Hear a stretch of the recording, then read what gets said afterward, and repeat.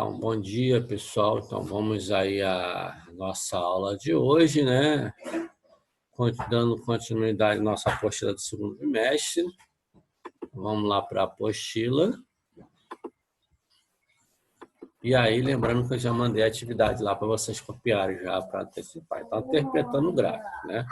Então, vamos aí aprender a interpretar gráfico. Aí, no gráfico, a gente pode destacar os seguintes elementos de um gráfico. O título, em geral, é uma frase curta e chamativa. Nossa, foi muito. Opa. Né? O subtítulo, que é um texto explicativo. A fonte, os eixos vertical e horizontal. Então, está aqui. Né? Isso aqui é o gráfico de colunas, né? Ou barra vertical. Você tem barra horizontal e barra vertical. Tá? Então, aqui ó, tem o título, o subtítulo, texto explicativo, subtítulo ou texto explicativo, que fala sobre o que é, a que se refere o gráfico. Aqui no exemplo 2, tem um gráfico de linha. Né? Tipos de gráfico. Há diversos tipos de gráficos. Cada tipo de gráfico tem uma função diferente. Basicamente, os gráficos são do seguinte tipo: barra, linha, setores ou pictograma, que são os que usa desenho. Pictograma, aqueles gráficos que usam desenho para representar os valores. Né? Então, observe alguns exemplos de gráficos.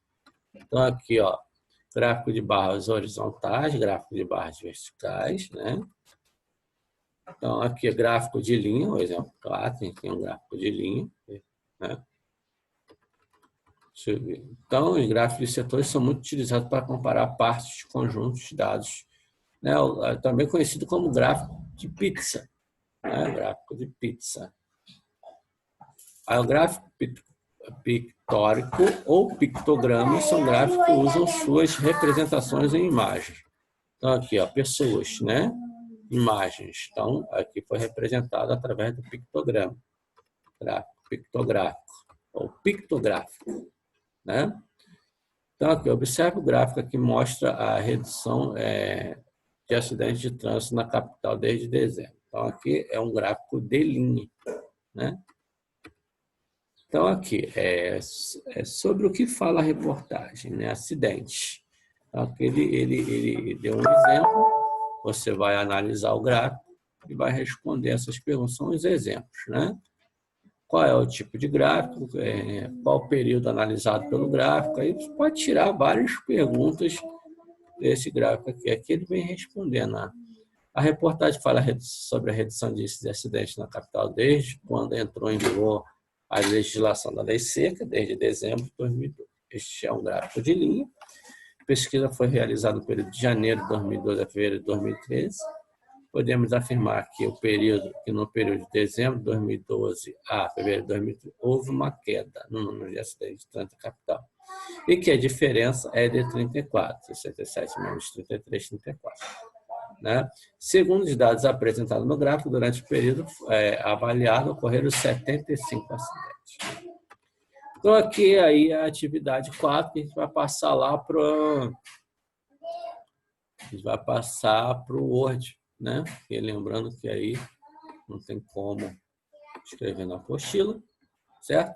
Então, tá aí a atividade. Observe o gráfico a seguir, publicado na Folha de São Paulo, antes das eleições para presidente da República. Então, vamos lá. Então, está aqui, né, o presidente, o candidato e a porcentagem de cada um. Né? Dilma, Serra, Marisa. Deixa eu ver lá no... Vamos compartilhar só esse gráfico, só lá no arquivo principal, porque não ficou legal, não. Ali, não, aqui. Vamos ver como é que está. Aqui, se o nome... também está a mesma coisa. Vamos voltar lá para o Word. Pensei que era porque ficou ruim na hora que eu levei lá para o arquivo do Word, deu uma embaçada, mas não. Então, vamos lá. O que ele quer saber dessa número 1 aí? Que tipo de gráfico é esse? Está usando desenho, não é? Para representar os dados. Então, é um pictográfico. É um pictograma, certo? Porque geralmente os dados de uma pesquisa de intenção de voto são representados através de um gráfico. Então, vamos lá. Pois facilitam o entendimento. né, dos dados apresentados. Então, dá para você saber quem está em primeira, quem está em segunda, as intenções, aquilo ali são intenções de votos, tá? Só a quantidade de votos. Responda as questões abaixo, analisando o gráfico apresentado na exercício anterior. Como esse tipo de divulgação de intenções pode interferir no resultado de uma eleição para presidente da República? Bom, isso é uma resposta pessoal, né? O que eu diria é que as pessoas que têm dúvida quanto à sua intenção, acaba votando naquele que ganha mais votos, né? E aí, de certa forma, ele decide a eleição para quem, né, no caso da Dilma. Ah, não quero interferir na eleição. O cara vai lá e vota por quem tem menos votos. Mas, de certa forma, se você votar em quem tem menos votos, você está ajudando quem tem mais votos. Ah, não quero decidir. Eu voto em quem tem menos votos. Você está decidindo, né, indiretamente, porque se você não quer que o primeiro ganhe, tem que votar em outro candidato. E assim vai. Então, você não pode assim definir isso aí. Então, dos candidatos, qual recebeu maior intenção de voto? Foi a Dilma, né? A Dilma, 41%. Qual é a diferença do primeiro para o segundo colocado da pesquisa? Então, a gente vai lá, vamos ver. O primeiro colocado, que é a Dilma, tem 41%, o segundo tem 37%. E aí você vai fazer a continha, né? A continha de menos, né? Então, a diferença é 41% menos 33%, 8%. Ou a diferença é de 8%. Ou, como o jornalista gosta de responder, né? Apresentar, os apresentadores, né, gostam de falar 8 pontos percentuais. 8%, né? Só para ser mais chique. Então, vamos ver aí o próximo exercício.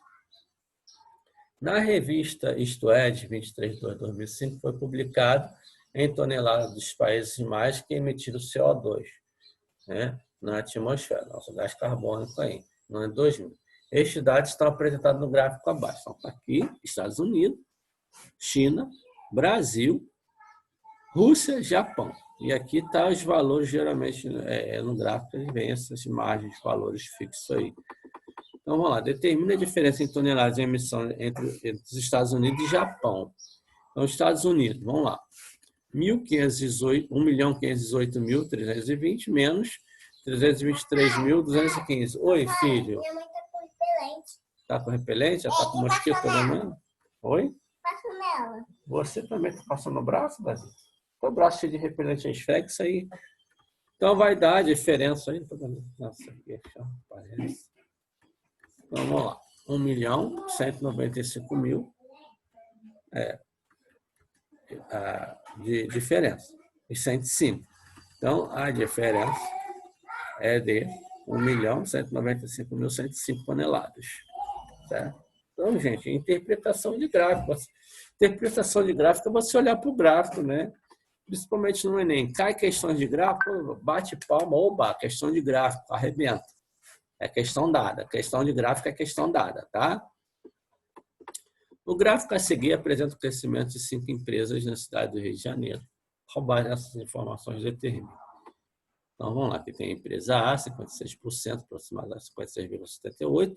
E aqui está aqui, os valores das porcentagens. Lembrando, tá vendo? Esses valores tem que sempre ser a mesma marginalização, de 10 em 10, 5 em 5, 20 em 20. Vai ter uma aula que a gente vai ter que construir em gráfico. Qual é a empresa que mais cresceu no período analisado? A gente pode ver qual é o gráfico que tem maior coluna ou barra vertical, né? Resposta, a empresa A, né? Qual é a diferença entre A e B? Então, vamos lá. A, 56,78%, menos B, 45,09%, e vai dar 11,69%.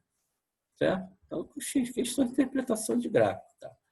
Qual é a diferença da empresa que cresceu mais para que cresceu menos? Então, vamos lá. Quem cresceu mais? Cuidado, hein? 56,78, 12,06. Não foi a letra, não.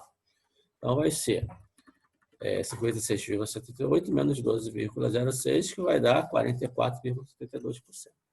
Certo? Então, esse aí foi o nosso exercício da atividade 4. Né? E aí eu vou agora partilhar a apostila aqui na aula que vem para vocês já terem copiado a atividade 5. Vocês já vão copiar a atividade 5 já. Que aí a gente vai responder, que aí vão já ter copiado, que aí vocês já só complementam aí, participam, até respondem em casa. Então, aqui atividade 5, né? Aqui tem, vamos ver qual é o tema da nossa próxima aula. A frequência, distribuição de frequência, tabela de distribuição de frequência. Vamos aprender a montar tabela de distribuição de frequência, os tipos de frequência que existem, né? Absoluta relativa e absoluta acumulada, relativa acumulada. Então, tudo isso a gente vai fazer na próxima aula. Então, vamos lá. Aí, tá aí, ó, essa distribuição aí tem a número 1, construa a distribuição de frequência, que aí já dá a absoluta, relativa, tudo isso a gente vai ter na próxima aula. E aí tem os exercícios sobre aquela tabela ali, o que a gente vai fazer amanhã. Amanhã não, segunda-feira que vem, nossas aulas segunda e quarta, né, pessoal? Então, foi isso aí por hoje, né?